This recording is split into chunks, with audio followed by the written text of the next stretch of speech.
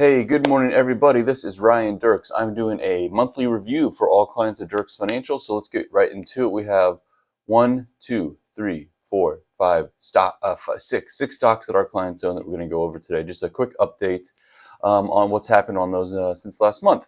Remember, this is not investment advice. If you want investment advice, you need to call or come in. This is just fun commentary. So this isn't really anything major, but this is just a fun little antidote about Costco. Costco has opened their Okinawa, Japan store today. They opened it 3.5 hours before normal shopping hours. The building quickly reached max capacity. Cars wrapped around the parking lot. They could only let new people in as others left. One in, one out. There was a 5-hour wait to get in. That is pretty awesome. So just some more data points as you look at how various stocks that we own are performing. One of the awesome things I really like about Costco is that Costco, the executive team, is very proud about how slow they are growing right now. They're in no rush to max out their speed. They say they want to open one store and make sure it's perfect before they go on to another store. So Asia is a spot that they're focusing on right now. And honestly, they only have a handful of stores in Europe as well. So between Europe and Asia, there is a ton of room for Costco to keep growing. Okay, Ferrari. This is a press release from Ferrari's website. They released earnings last month, and they killed it. Guys, Ferrari, you would not think of a car company as being a really, really awesome company to own. But man, the team that's running Ferrari is doing great. Revenue's up, net profits are getting wider, and free cash flow is getting even bigger. So this is kind of what it looks like if you want to look at it visually. This is what they reported. Revenue growing, amazing. Free cash flow growing, although you can see last quarter was a little bit bigger, but still great free cash flow. Net income, awesome. Earnings per share, awesome. You can see their debt to cash is getting even better and better. And then, dividends. Now, we don't have any new updates on dividends. If you remember, they announced they were raising their dividend by like 20 or 30% about 5 months ago. So, yeah, great news from Ferrari. Loving what they're doing. Apple, at the last month, Apple also reported their earnings about 1 month ago. And honestly, it was mixed. It wasn't anything too great. Apple it seems like they're kind of going sideways at the moment. They're having a tough time innovating the next wild product. But what I would assume in the next few years is more partnerships with Apple, where Apple is integrating more and more into the rest of your life.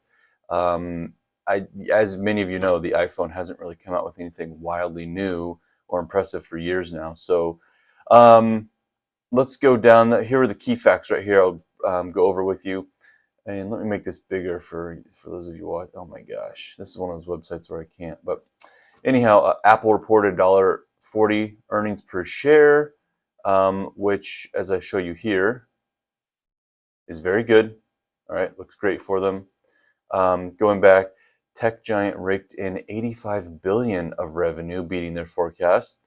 $14 billion in revenue from its previous high just in China, even though iPhone sales were declining. And then really their best ever June quarter by earnings per share and revenue, which, hey, that's awesome. So again, as we can see here, this is how Apple is looking. You can see here where I was talking about the revenue is kind of flattening out. Free cash flow, even with that said, $100 billion a quarter of free cash flow. Again, free cash flow, that's at the end of each day, at the end of each month. When you pay your bills, you pay rent, you pay your employees, how much is left over? Apple has $100 billion, so like $33 billion a month left over. So they're doing great, not too concerned about Apple, as I'm sure many of you are not as well. Target had some earnings. Interesting thing about Target. So Target actually did a great job of beating their earnings. One of the interesting things, the takeaway from there was they call it retail shrinkage. That basically means theft. Retail theft is essentially retail shrinkage. That is, let's just type that into Google. What is retail shrinkage? The difference between the number of items a store has in stock and the number recorded on the balance sheet. It's caused by a variety of factors, including employee theft, shoplifting, error, fraud, and fraud. Primarily since COVID 2020, as many of you have seen probably videos on Facebook or Twitter. Shoplifting is outrageous right now. Target has actually, they were talking about how they've really found a way to beat the shrink, and that has definitely helped them manage with theft and manage a lot of this kind of stuff. The key takeaways from Target's earnings, though, they beat all their various earnings expectations, which is awesome to see.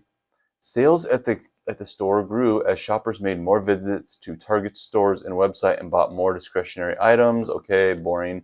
Yet the retailer struck a cautious note, saying it expects comparable sales for the full year to be slightly lower. Now, I don't have the what it was there, how they were describing the way they're dealing with shrinkage, but anyhow, they're just modifying the way Target acts and behaves as the market continues to adjust. So, regardless, with that said, here we go. You can kind of see the last couple of quarters have been kind of flat for Target as well. Their free cash flow. Now, this is, if you look right here, this is right when inflation was rocketing at its most. Remember, everything around us was increasing drastically. People were basically stopping shopping. But now that people are kind of getting accustomed, these numbers are climbing back up, and quickly too. Same thing, net income dropped off, but is climbing again very quickly. And we only bought Target, you guys, like right here in the middle of 2023. So we bought Target right in this range here. We're very, very happy with how that's panned out. And you can see here, the last few quarters, they've also kind of stalled their dividends because probably they just want to be patient and see how things shake out. So again, very happy with what Target has shown us there. Okay, next company, Hershey. Hershey has had a tough year and a half. They have pretty much everything's gone really well for them as far as just normal business operations.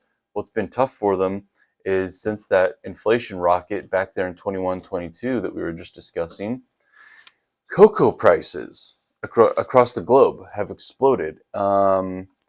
Global cocoa prices. Let's see if we can see a quick chart here.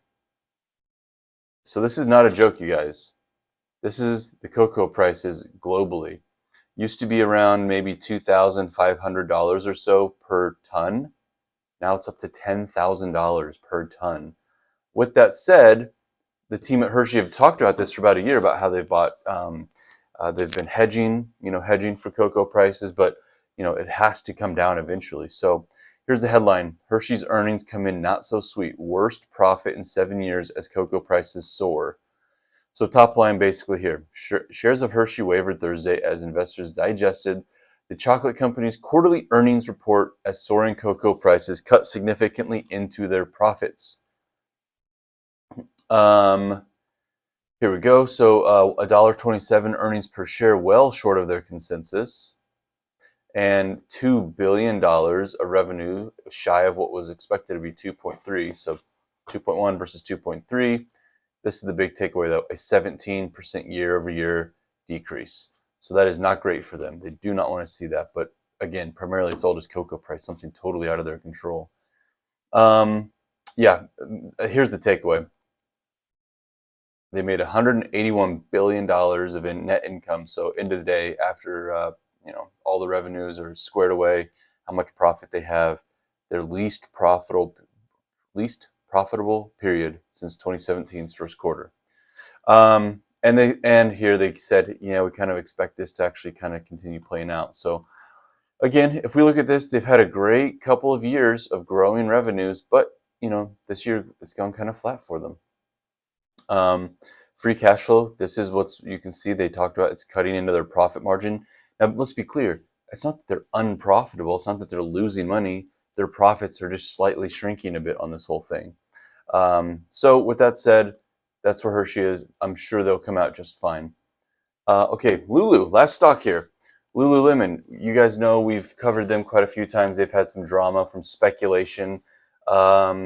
About 9 months ago, three quarterly earnings calls ago, about 9 months ago, they had said, hey, you know what? Things look good here at the store, at the company, but we don't think the consumer is going to do nearly as well and be able to go out and buy a lot of extra stuff like they used to. And this is where they said that. And as you remember, dropped 20% the next week, the week they said that. So, however, they're coming back. They're doing well. They actually posted great results. Let's go down here. They reported $3.15 per share, which was higher than the $2.95 people were expecting. Net revenue is 2.37, just under the $2.4 billion of revenue expected. But mainly, okay, but even with that, that's great.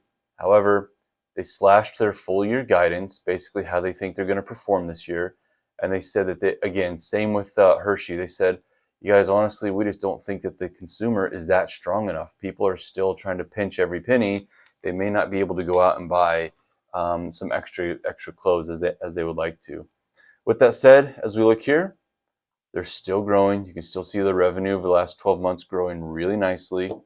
You can see that, again, they were affected really, really badly when inflation was rocketing, along with most companies. However, they've come back in a really strong way. Net income growing really nicely over the last 12 months. Earnings per share growing very nicely over the last 3 years, I should say. Not 12 months, but 3 years. And then again, cash and debt. Their cash is taking a hit, but also, if I remember right, it's because, yeah, right here, expenses. They have been paying a lot of money to some partnership brands with the PGA, and then also some new clothing lines. So anyhow, that's kind of where we are right now. I just want to give you guys a quick update so you know what your stocks are doing. Nothing too crazy. The only other real thing aside from what I just reported is interest rate cuts. It's very possible that this month, in fact, maybe even this week, we may hear that interest rates are going to be cut. And if that's the case, that's a whole nother video to go into. But we shall see. There's a couple different theories on what will happen if interest rates do get cut. So, you guys, that's all I have for you right now. Thank you very much for your time, and I'll see you later. Bye.